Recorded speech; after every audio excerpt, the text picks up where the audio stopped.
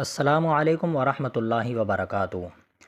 محترم سامعین، بہت سارے لوگ ہندوستان میں بننے والا نیا قانون یعنی یونیفارم سول کوڈ کے بارے میں معلوم کر رہے ہیں، تو میں نے سوچا کہ اس کو کیوں نہ اپنے چینل سے شائع کیا جائے اور لوگوں کو بتایا جائے کہ یونیفارم سول کوڈ ہے کیا اور اس سے اسلامی تعلیمات پر کیا کیا اثر ہوگا۔ آج اس ٹاپک پر بات ہوگی۔ سامعین، مجھے لگتا ہے یونیفارم سول کوڈ کے بارے میں مسلمانوں کی بڑی تعداد یا تو کچھ جانتی ہی نہیں یا اسے اسلام سے برائے نام ہی تعلق ہے۔ اسی وجہ سے یا تو وہ خاموش ہے یا پھر اس کو مان رہی ہے۔ بہت سارے مسلمان نے اس کو باقاعدہ مان لیا ہے اور صحیح ٹھہرایا ہے۔ یہ ان کی اسلام سے دوری کا سبب ہے۔ میں ان لوگوں کا ذکر کرنا یہاں پر مناسب نہیں سمجھتا، اسی لیے میں ضروری سمجھتا ہوں کہ اس سے آپ کو باخبر کروں اور آپ سے جتنا ممکن ہو آپ اس کو زیادہ سے زیادہ شیئر کیجئے۔ سامعین، یوں تو غیر مسلموں کی بھی بڑی تعداد اس سے ناراض ہے اور اس کی مخالفت کر رہی ہیں، مگر دیندار لوگ بھی اس سے پریشان ہیں۔ مسلمانوں کی پریشانی کی وجہ اصل میں یہ ہے کہ ہمارا دین اللہ تبارک و تعالیٰ کا اتارا ہوا اور اسی کا بنایا ہوا دین ہے۔ اس میں کسی طرح کی کوئی رد و بدل اور چینجنگ کی گنجائش نہیں۔ سامعین، یونیفارم سول کوڈ ہے کیا اور اس سے نقصانات کیا کیا ہیں؟ تو یونیفارم سول کوڈ کا مطلب ہے ملک کے تمام لوگوں کے لیے ایک جیسا قانون، جس میں نکاح، طلاق، خلا، وراثت اور گود لینے جیسے مسائل شامل ہیں۔ یونیفارم سول کوڈ نافذ ہونے کے بعد ان تمام مسائل میں اسلامی تعلیمات کا کوئی مطلب نہیں رہ جائے گا۔ اس قانون سے کن کن چیزوں پر اثر ہوگا اس کو سمجھنا ہو تو ہندی کے اخبار دینک بھاسکر کی یہ رپورٹ سنیے۔ اخبار لکھتا ہے، سینٹرل گورنمنٹ نے یونیفارم سول کوڈ پر لوگوں سے رائے مانگی ہے، جس کے بعد ملک میں چرچا شروع ہو گئی ہے۔ کچھ اس کے خلاف ہیں تو کچھ نے اس کی تائید کی ہے۔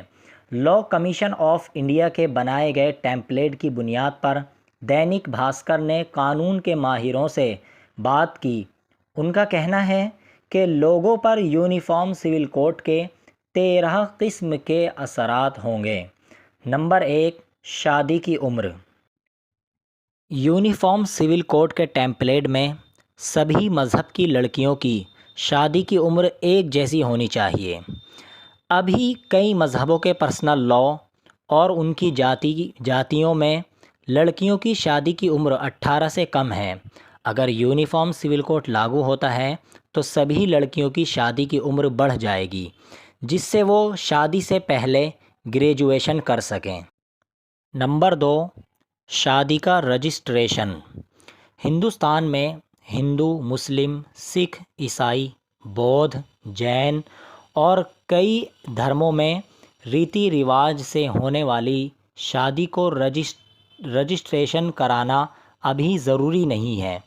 لوگ تبھی رجسٹریشن کراتے ہیں جب انہیں شوہر بیوی کے روپ میں ہندوستان سے باہر جانا ہو۔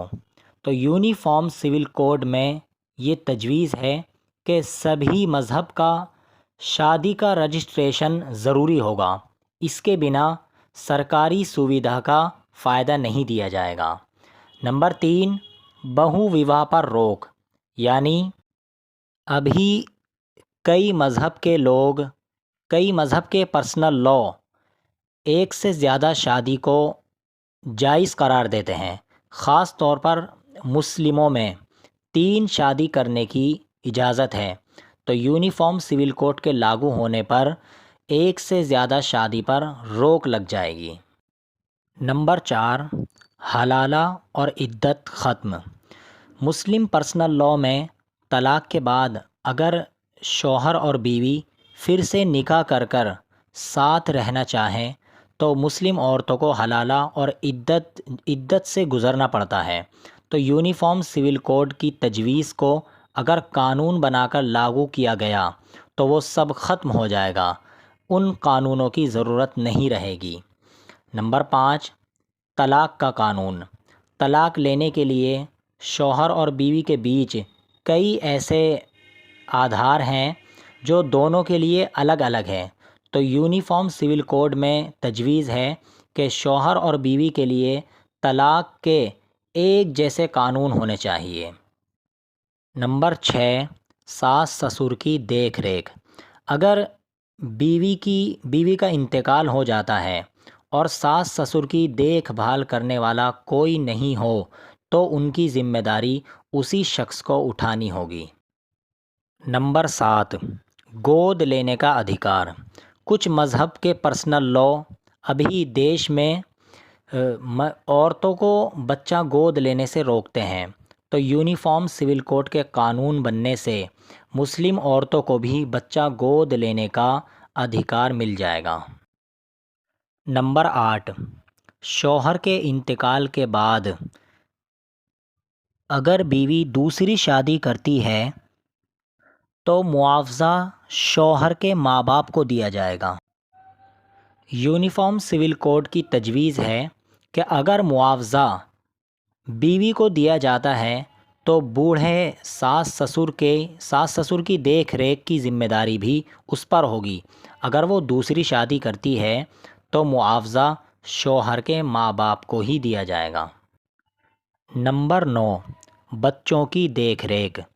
ماں باپ کے انتقال کے بعد کئی لالچی رشتہ دار بچوں کی دیکھ ریکھ کرنے والے بن جاتے ہیں اور وہ تمام وراثت کو ہڑپ کر بچوں کو بے سہارا چھوڑ دیتے ہیں، تو یونیفارم سول کوڈ کی تجویز ہے کہ یتیم بچوں کی دیکھ ریکھ آسان اور مضبوط بنایا جائے۔ نمبر 10، وراثت کا قانون۔ کئی مذہبوں میں لڑکیوں کو وراثت میں برابر کا حصہ حاصل نہیں ہے، تو یونیفارم سول کوڈ میں سبھی کو ایک جیسا ادھیکار ہوگا۔ اگر پارسی لڑکی غیر پارسی سے شادی کرتی ہے تو اس سے سبھی سمپتی و تمام حق چھین لیے جاتے ہیں، اور ہندو لڑکیوں کو سمپتی میں برابر کی حصہ داری ملے گی، اور دوسرے مذہبوں میں وراثت کے قانونوں میں بدلاؤ ہوگا۔ نمبر 11، جن سنکھیا نینترن قانون، یعنی آبادی پر کنٹرول۔ یونیفارم سول کوڈ میں جن سنکھیا نینترن کا بھی تجویز ہے۔ ہندوستان میں بچوں کی سنکھیا کے بارے میں کوئی قانون نہیں ہے۔ کچھ مذہب کے پرسنل لاء بورڈ بچوں کی سنکھیا سیمت رکھنے کا ویرودھ کرتے ہیں، تو یونیفارم سول کوڈ کی تجویز ہے کہ بچے پیدا کرنے کی سنکھیا سیمت کی جائے اور قانون توڑنے پر سرکاری سویدھاؤں سے الگ کیا جائے، جس سے کہ جن سنکھیا وسفوٹ کو روکا جا سکتا ہے۔ نمبر 12، بچوں کی کسٹڈی یعنی بچوں کی پرورش۔ یونیفارم سول کوڈ کے ڈرافٹ میں یہ بھی تجویز ہے کہ اگر شوہر بیوی کے بیچ بچوں کی کسٹڈی کو لے کر جھگڑا چل رہا ہے تو بچوں کی کسٹڈی یعنی پرورش دادا دادی یا نانا نانی کو دی جائے۔ نمبر 13، لیو ان ریلیشن شپ۔ ابھی ملک میں لیو ان ریلیشن شپ جرم نہیں ہے، لیکن یونیفارم سول کوڈ کے ٹیمپلیٹ میں اس کے ریگولیشن کا تجویز ہے۔ اگر یونیفارم سول کوڈ بنتا ہے تو لیو ان ریلیشن شپ میں رہنے والوں کو اس کا ڈکلوریشن کرنا ضروری ہوگا۔ اس کی جانکاری لڑکے اور لڑکی دونوں کے ماں باپ کو بھی دی جائے گی۔ تو سامعین، یہ 13 قسم کے قانون ہیں جو یونیفارم سول کوڈ کے اندر شامل ہیں۔ ویسے تو ابھی یونیفارم سول کوڈ کا ڈرافٹ تیار نہیں ہوا، جب ڈرافٹ تیار ہو جائے گا تو اس کے بعد پتہ چلے گا کہ کون کون سے قانون اسلام کے خلاف ہیں۔ تو لاء کمیشن آف انڈیا نے لوگوں کی رائے مانگی ہے، آپ اس رائے کو اپنے ای میل کے ذریعے سے لاء کمیشن آف انڈیا تک پہنچائیں اور اپنا فرض نبھائیں۔ السلام علیکم ورحمۃ اللہ وبرکاتہ۔